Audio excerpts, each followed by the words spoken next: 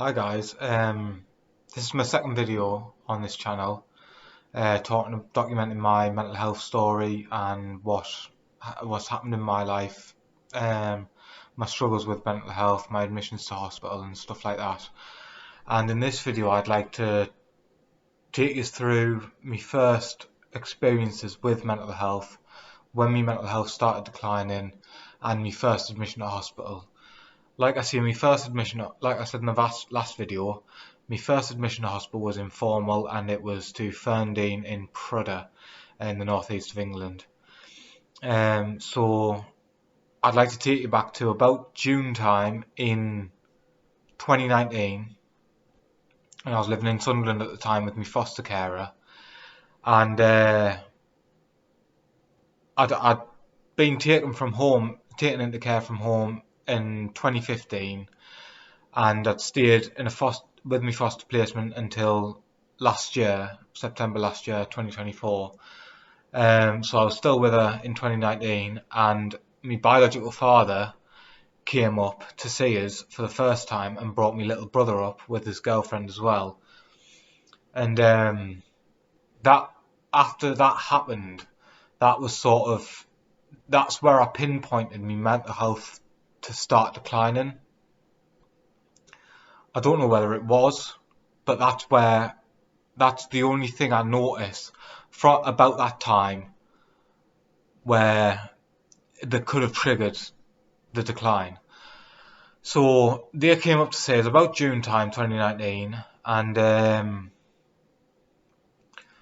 we did a few things. They stayed in a B&B near where I lived, and we're seeing each other every day for a few days.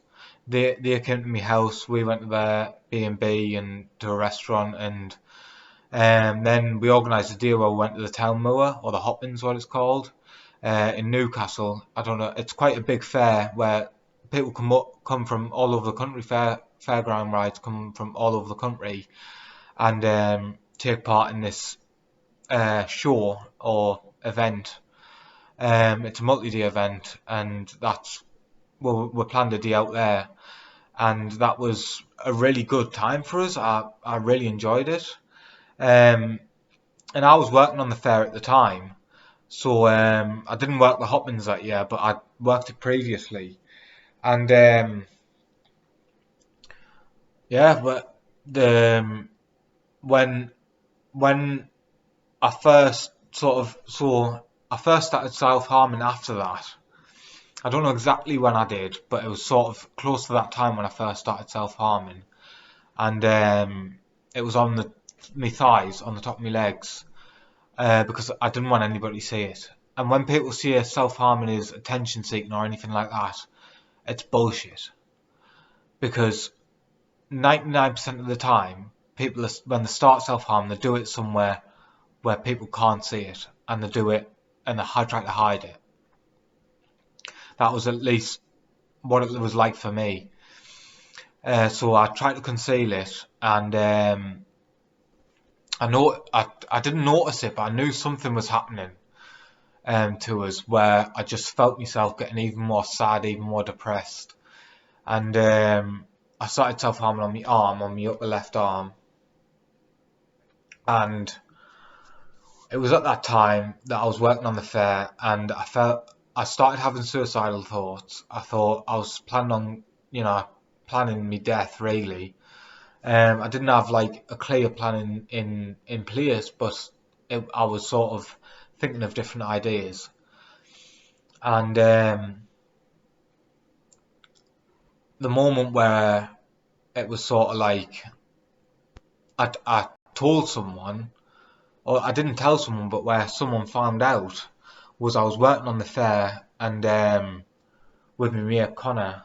He was my best mate at the time, and throughout the day when I was on the ride, I was just I couldn't hack it. I was like, I just fucking hate this shit. I can't do this, and I love my job, but I just couldn't do it that day.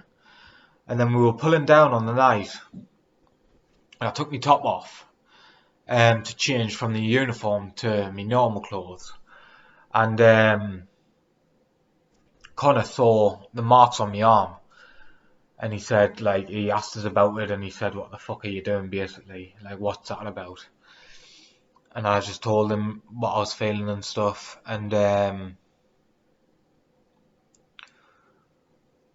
he made us show him the marks on my legs as well, and he was fucking mortified. He was like, "What the fuck?" Like, shocked, not mortified, but shocked. He was like, "What the fuck are you doing?" Um, and he said, "You're coming home with me tonight." Because my wounds were infected, and he said, "My mum's a nurse, or used to be a nurse, and she can clean your wounds and redress them and that."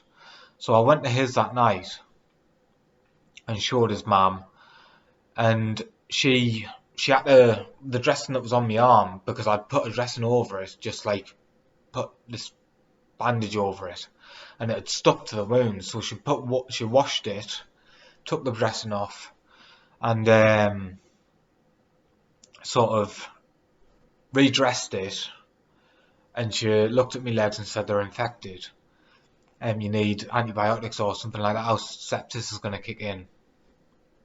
And I was like, she wanted to get us help, and her daughter had been through mental health difficulties, and she was asking her if she had still had the number for, I think it was crisis team or somebody that helped her, and she didn't have the number.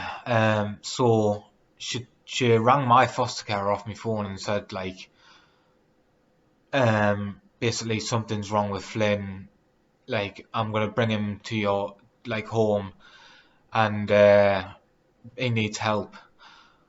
So she drove us to my house with Connor in the car, and she brought us in the house, and she said, "Show Ali, me foster care at the time, what you've been doing to yourself." And I showed her, and Ali's first reaction was sort of not a good one, not a helpful one. She sort of made it all about her, and sort of said, "Why are you doing this to us? How can you do this to us? Why didn't you tell us?" and stuff like that. And it was sort of like me. I was like, "What? I'm the one that's doing. Like, I'm the one that's in pain here. Why are you making a lot about you?" But at the time, she didn't know how to handle it. She didn't know how to react, because she'd never seen it before. She'd never dealt with it. And she said to us, "Why are you doing this?" And I said, I sort of said, you remember when I told you what happened was when I was younger, I got abused by my stepdad?" And she said, "Yeah." And I said, I told you it was a dream." And she said, "Yeah, I remember that." And I said, I was telling a lie, it wasn't a dream." And she said, "I knew it wasn't." And then Connor's mum and Connor left, and she started talking to us. I can't remember what we talked about, and she said, "Do you want to go to hospital?" And I said, "Yeah, I want to go to hospital, like A&E." So she drove her to A&E, and we sat in the waiting room. They put us in a room straight away, because I was under 18 at the time, so it was paediatrics. And they put us in this room, and I remember just bawling my eyes out. I don't remember exactly what we were talking about, but I was just bawling my eyes out. And then I remember seeing, it must have been a psychiatric nurse or somebody, that asked us loads of questions about how I was feeling, if I was having suicidal thoughts, stuff like that. And I remember him asking us if I'd been abused in the past, and I said yes.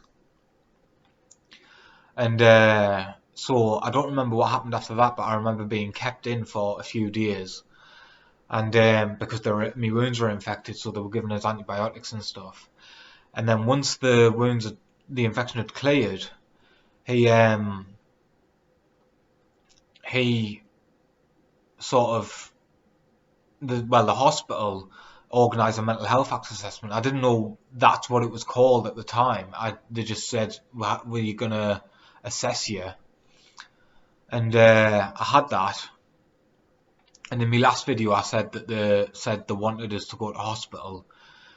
And like I said in my last video, I thought that was a done deal. I thought I had to go to hospital. And I come out the assessment and I said to Ali, they want us to go to hospital. And like I said in my last video, I thought that was a done deal. I didn't know they told Ali that if he doesn't come informally, he will be sectioned. And I remember the drive to Ferndean, and it was my social worker at the time, me key worker from, obviously I was in care, and it was him and Ali that drove us to Ferndean. And I remember, well actually I'll leave that here and I'll carry this on in my next video, because it's about 10 minutes this video already. So I'll leave this here and then I'll carry on the next video and explain my first day, my first night, my first day in Ferndean as an informal patient. So if you'd like to see that next video, obviously click on it when it's uploaded. I'll upload it pretty much straight after this one. Once I've done each video, I'll upload them straight away. So yeah, if I see you in the next video, I'll see you in the next video. If not, if you don't like this sort of thing, if you're not interested, just leave it. So yeah, bye for now.